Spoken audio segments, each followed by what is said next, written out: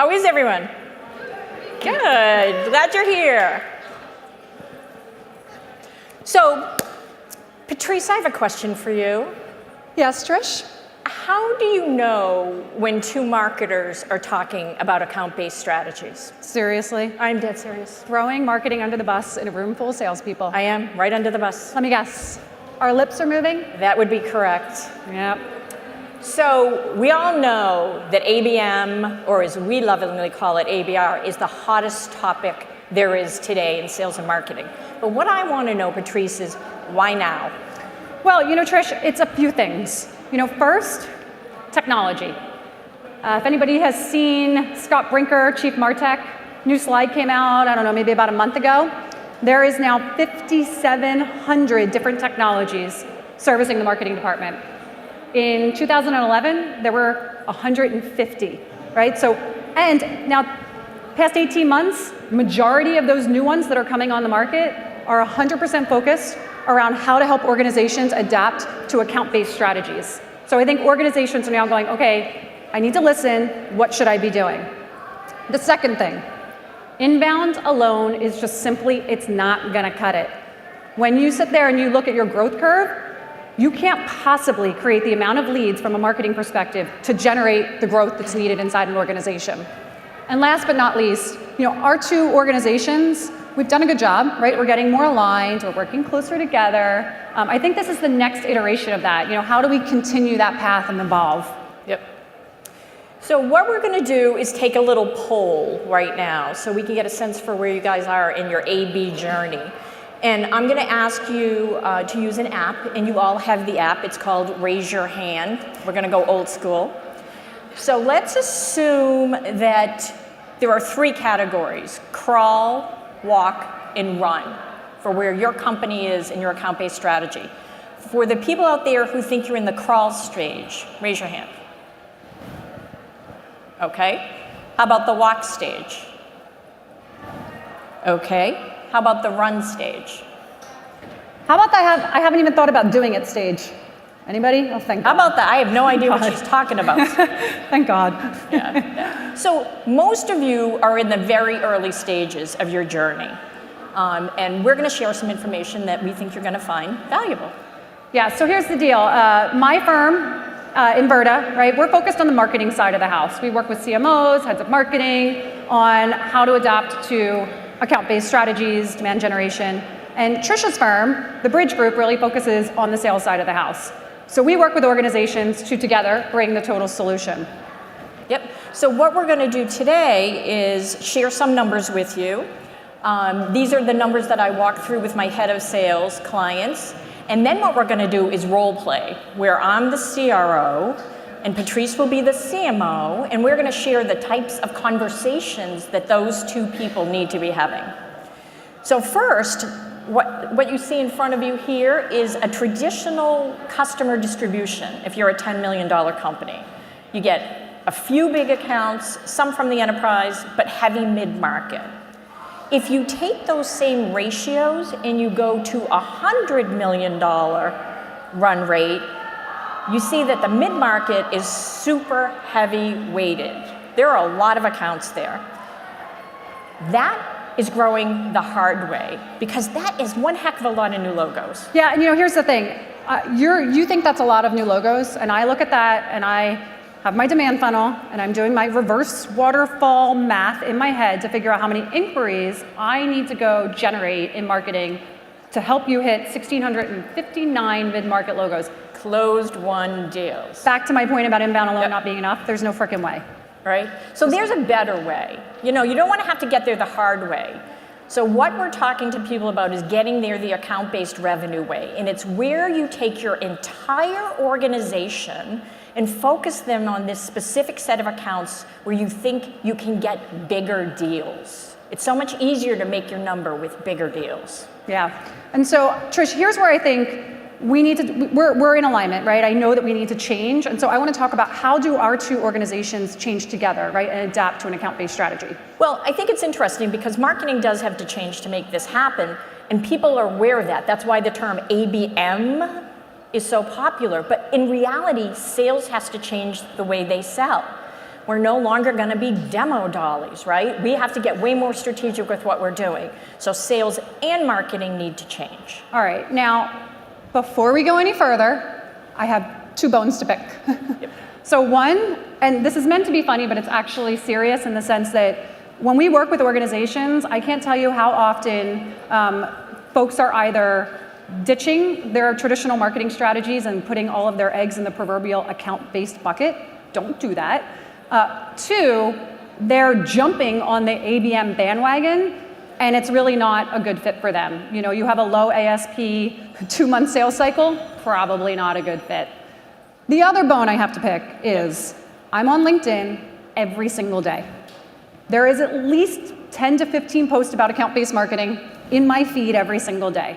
And invariably, all the chatter in the comments is, this isn't new, I've been doing this forever. It's not new, but there's a big difference between target account selling and account-based marketing. Right. Can you talk a little bit about that? Yeah, I think there's a huge difference between being account-centric and account-based. So let me give you my definition.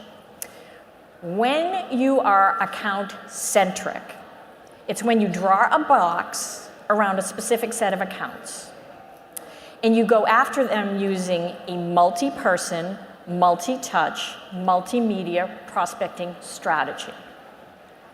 That is nothing but good old-fashioned outbound. So good for you. Account-based, on the other hand, is something distinctly different. Account-based is you're still drawing a box around that specific set of accounts, but you're taking your entire organization and orchestrating, delivering hyper-personalized, valuable information at the right time to the right person at that account. So well that that account finally stands up and says, I have to speak to you, right? That's an account-based strategy. One is traditional old demand gen and good old-fashioned outbound. One is where you need to go. Okay, so now we're on the same page. We're talking about account-based. Okay, these terms, they should look familiar to you, right? Yep. In marketing, we've been focused on these terms for at least a bunch of 10 years now, right? I've been working to get more aligned with you. Our whole life is leads, leads, leads, right? We traditionally segment on a firmographic side. We launch campaigns every day of our life, right? We've got to figure out how to measure. I think this is where we need to start moving in a new direction. We do. Okay. So do you remember the demand funnel exercise? I think we went through it about 3 years ago, maybe 5 years ago now. We had we had to define an MQL together, and we agreed on it, and then we did like handoffs and SLAs and stuff. I remember that exercise. It was probably the last exercise I ever did, actually. Well, did it help? Kind of. Okay. Can you tell? Right? All right, so this is what I'm talking about. I think that we need to become more choreographed. So like in that world, it was like a baton toss, yep. Right? I got a lead, I'm like, here's SDR, follow up with this lead. Yep. And then you handed it back to me. This is really where I think we need to become more choreographed together. All right, let me make sure I understand this. Yeah. Up until now, yeah. You created a lead, I sat here and waited for the lead, you gave me the lead, and then I did something. And I was like, what the hell did you do with the lead? Okay. Why didn't you close the lead? Moving forward, we're going to come up with a strategy together. Right. So, Yeah. defining our list together. Yep. No more you're handing me your list. Yep. Defining our messaging strategy together. No Yep. more me and my vacuum, you're in your office, right? Yep. Plays together, not just sales playbooks. Sales Okay. and marketing motions in a playbook. That's what I'm talking about. All right, so we're working together collaboratively, so I'm not sitting waiting for something to happen. I'm part of the action and I have control. Yes. Love it. Yes. So, here's the other thing. Us marketers, our whole world is leads, leads, leads. We're so lead focused, right? Honestly, we are like hamsters on a wheel, right? Yep. Inbound alone isn't going to work, right? So we know that we need to start moving to a much more account focused strategy. Sound good? Sound good? Okay. But not, that's easy. We're on board. Let's go to an account focused strategy. But I want to know, you have a target account list. Yep. My target account list. How did you get it? Yeah, okay, of course. You know how I got it. I went to my AEs. I'm like, dude, give me your target account list. That's how I got it, right? Yeah, right. So I'm an AE, and I'm going to pick the biggest logos in my territory, Of right? course, they want those shiny new logos. So it pretty much looks like the Fortune 100. It does. Yeah, that's not going to work. Okay, so if you've been banging on that target account list for 2 years, what makes you think all of a sudden marketing is going to magically help you penetrate that more? We need to start identifying accounts that are ready to talk to us. Yep. So for instance, right, we can bring some information to the table, buyer intent data. Minta goes here somewhere, right? We can talk to them. They can help us. But marketing needs to be a part of the process. That's what I'm advocating for. I'm all for it. Okay. So let's just assume that we now have a list that we've created together. Okay. If I hit that list with marketing message that's the same old marketing message that I've been doing now in my traditional activities, that's not going to work. Right. We need to identify a different way to segment them. Okay, but wait a second now, because I've worked really hard to get my sales team using buyer personas. Really hard, yeah. And you didn't help me either, by the way, Missy. I know. So we developed our own buyer-based messaging, and we're delivering it, and it's working. Are you telling me I have to throw that out? No, so don't get yourself in a tizzy, all right? That is not what I'm advocating for. I'm simply saying that you need to understand that from the marketing side of the house, if we just use same list that you guys have been using, and then we use the same old messaging we've been using, what the frick makes this any different? It's not different, right? We really need to uncover insights. We can access product marketing does research. Marketing can talk to sales and get sales tribal knowledge. Okay. You do research to create your buyer personas, right? We would like to see that research. Okay. Because let's just say you have 50 target accounts in our account-based program, okay? There's maybe 10 contacts at each one of those accounts. I gotta go market to 500 people. I need a message that's gonna be different from my competitor and is gonna get the account engaged so that it's ready, right, to engage with you from a buyer persona perspective. Okay, so let me tell you what I do need from you. Okay. Okay, I need tools for my sellers. I need tools that are going to accomplish 2 goals. First goal is show the buyer that they have empathy. The second goal is to establish credibility. Those are the kinds of tools I need from marketing now, because I have to tell you, in today's day and age, successful sellers are going back to old school, and that's selling human to human. That's what I need. And I am 100% in violent agreement with you. I understand what sales needs. I want to get an account to a point where they're ready to engage in that conversation, and in order to do that, I've really got to mature my segmentation, and I've got to bring some level of insights and data to the table to help us move beyond that. Okay, that I get. Okay. So now we have selected target accounts. We've now gone through, we've developed insights. You've been running plays. They're not new and different to you, but how about we actually include some marketing activities? So there's a big difference between a campaign and a play. Yes. So when you used to execute campaigns, once again, I would sit here, I would wait for my leads, I would have my SDR chase them, that's great. Executing a play now requires me to do something very specific, to stay on point, on theme with marketing, to make sure we're executing the same message in the right way. Is that what we're talking about? That is what we're talking about, right? And the campaigns that I was running were primarily email focused. Maybe I did a direct mail piece in there, but they were again in a vacuum, right?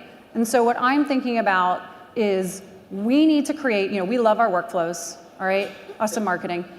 We need to create plays that are not only incorporating marketing activities, but more marketing activities across more channels, but also incorporating not only sales activity, but if we're truly executing account-based, you talked about it earlier, we need to use the whole momentum of our organization. So maybe my chief executive is getting involved, maybe customer service is getting involved, right? And we need some way to organize all that to be able to operationalize it. What is that? It's what marketing needs. Why? Because if I don't have something like this, I can't implement anything in any of the applications. Remember, I've got to go operationalize on the marketing side, and I'm doing that in email. I'm running banner ads, right? So maybe I'm using Terminus or whatnot, or demand-based, right? But I got to go figure that out. Then I might have some sort of dimensional mailer So now I'm sending things. I've got to think about my like LinkedIn, all my I'm Facebook advertising, and now I have to think about managing all the sales activity. If I don't have one place that shows me all of this, we're going to hit this account in an uncoordinated way. It needs to be coordinated. 2 things. One, that is butt ugly. What? Butt ugly. That, and you cannot show it to my sales organization. I know. That is not going to help my salespeople become part of the play. Okay. We need something different. What do you guys need? We need a playbook. So outbound is hard. That's why everybody loves inbound, because inbound is so much easier than outbound. But there's a method to the madness with outbound. And part of the method is giving your team an outbound playbook. Something that defines process, message, themes, insights. Put the words in the mouths of my sales team so they can do what we talked about before, get to empathy and credibility. And to do that, you got to take all this hairy little chaos, which was what I just showed. Yeah, I got it. Put it in a playbook, because that's the only way we're going to execute this thing flawlessly, because there's a lot of moving pieces and parts to an ABR strategy. I get that. Can you go back though for a minute? I can't go back on this thing. Thank you. So, if we developed our accounts together, and if we developed the messaging together, those are the 2 really critical parts, right? Yes. Like, that's what makes this different. So, as long as I'm okay if your outputs don't look the same as mine, right? Your salespeople need different things than my marketing people need. That's totally okay. I'm not getting rid of this, because my team needs this, but I'm okay if your sales team needs something different. Okay. As long as it's got the same messaging in it, and as long as we're going after the same accounts together. Yes, boss. Okay, all right. So, now it's not last, but we got to talk about metrics. Yes. So I'm going to fall on my sword. Yep. I get it. Marketing metrics, they don't hold weight. I don't think there's a CMO out there that takes the massive reports that marketing ops gives them and walks into the boardroom with their metric. They don't. All right. Marketing attribution, it's not perfect, right? So I think we need to together be aligned and develop we need to start moving and thinking in outcomes, not metrics. Right? I do. I agree with you. I think that if I have to have a fight with you one more time over the fabulous number of leads you generated, one of us is not coming out of the cage. Listen. But I'll make you a deal. Yeah? I will not talk about, if you give up number of leads, I'll tell you what I'll give up. I will give up number of SDR meetings set. Hell to the yeah. Hell to the yeah, baby. I will absolutely give that up, because guess what? I don't want to be tied to number of leads. Yeah. One, it's a stupid metric. It means it doesn't actually drive the right behaviors inside my organization. It is. But this is the big but. We have what, like a 9 or 10 month sales cycle? Yep. About 100K ISP? Yep. Okay. We're not going to have metrics that we might want to have for 9 months. So we're going to have to develop some short-term metrics so that we don't, when we communicate this out to the organization, we're aligned. But I'm good with that. I'm good with that. I think, they're going to be squishy, but I want to see metrics around level of engagement with our target accounts. Are they even reacting to what we're doing?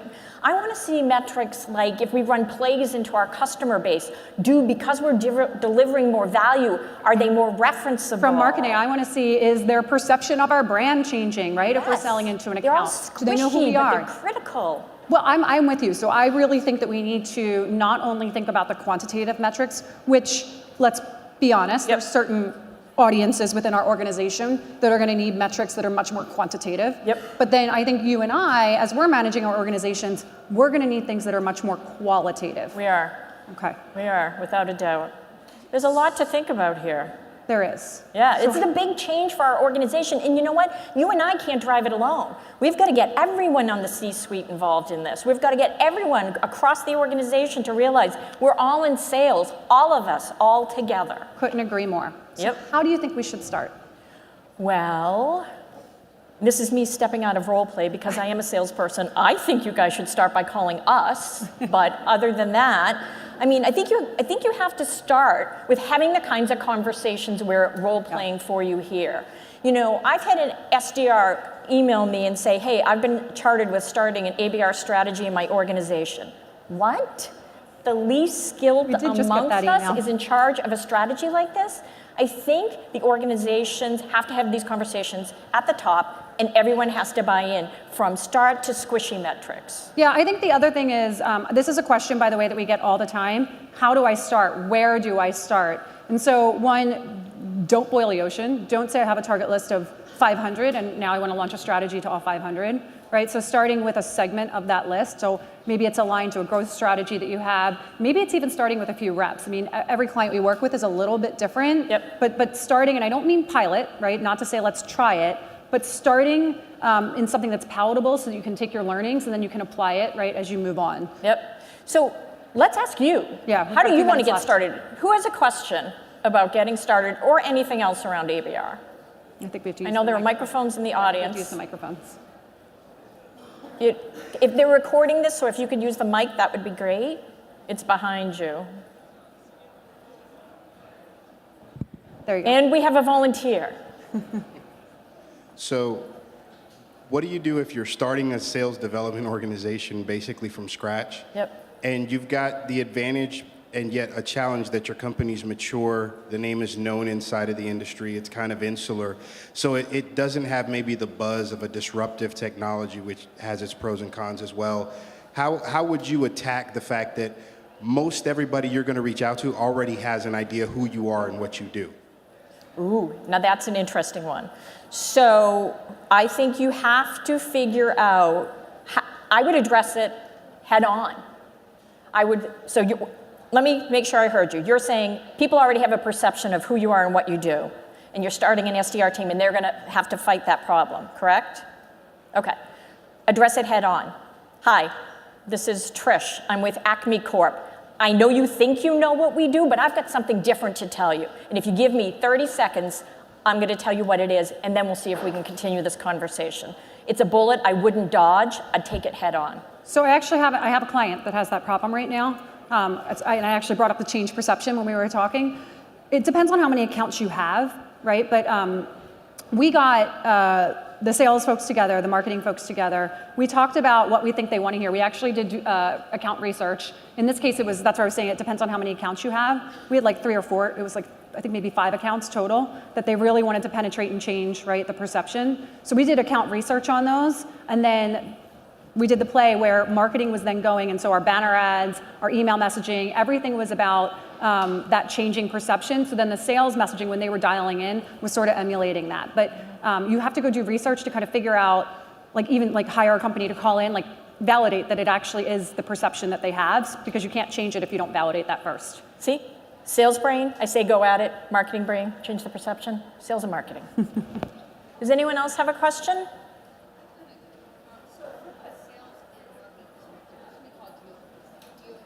Yep.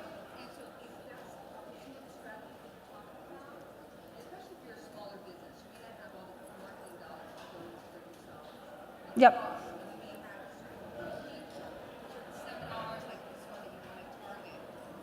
Can you repeat the question so? Yeah, so she was asking about geo-targeting and how geo-targeting applies in an ABM setting. So are you talking about specifically as I identify within a geo who I want to go after? Yeah,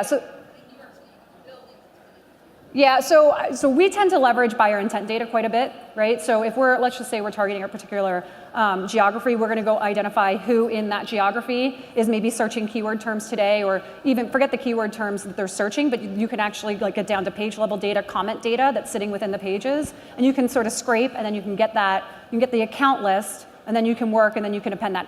Honestly, Mintigo's here, and I do advocate for them because we use them quite a bit, where they help to do just that. Yep. All right. Well, we appreciate your time. We appreciate your attention. We will be here for the rest of the day. It's our favorite topic. We'd love to talk to you. Thanks, everyone. Thanks.